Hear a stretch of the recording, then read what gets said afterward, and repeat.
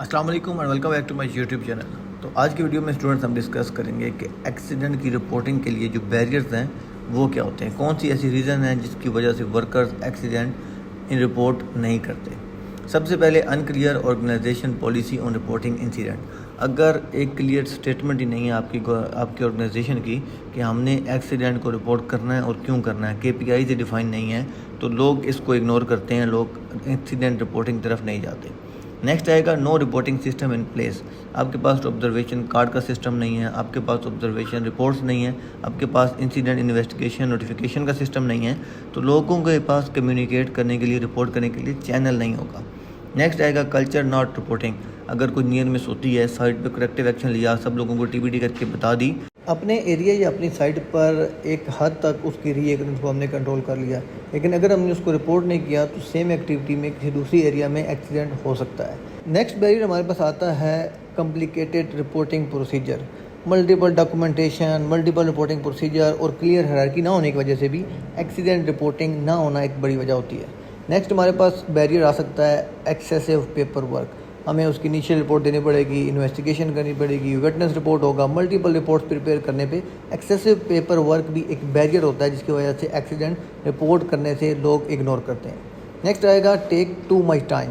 ہمیں اپنا کام بند کرنا پڑے گا، اپنے بندوں کو نکالنا پڑے گا، انویسٹیگیشن کرنی پڑے گی، میٹنگس کرنی پڑیں گی، ریسورسز پرووائڈ کرنے پڑیں گے۔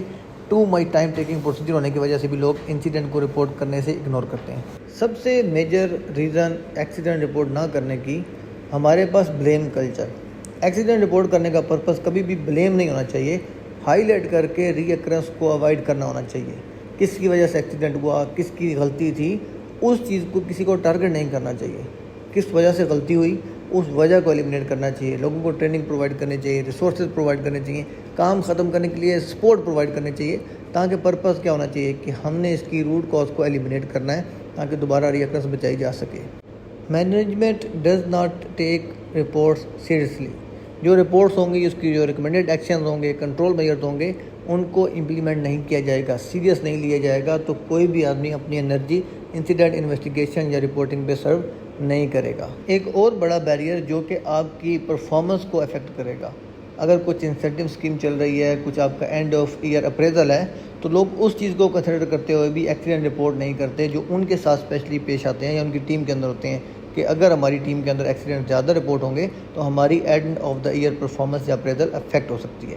تو یہ کچھ بیریئر تھے یا یہ کچھ لمیٹیشن تھیں، کچھ فیکٹر تھے جس کی بیس پہ پور رپورٹنگ آبزرو کی جا سکتی ہے۔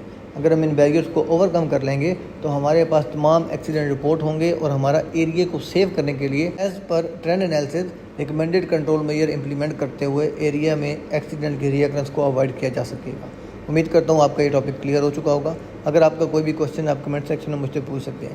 مزید ویڈیوز کے لیے چینل کو سبسکرائب کرنا اور بیل آئیکن دبانا نہ بھولیے گا۔ اس ویڈیو کا لنک اپنے ان تمام دوستوں کے ساتھ شیئر کریے گا جن کو انسیڈنٹ انویسٹیگیشن کی ٹریننگ کسی بھی طرح سے فائدہ مند ہو سکتی ہے۔ آپ کے وقت دینے کا بہت شکریہ۔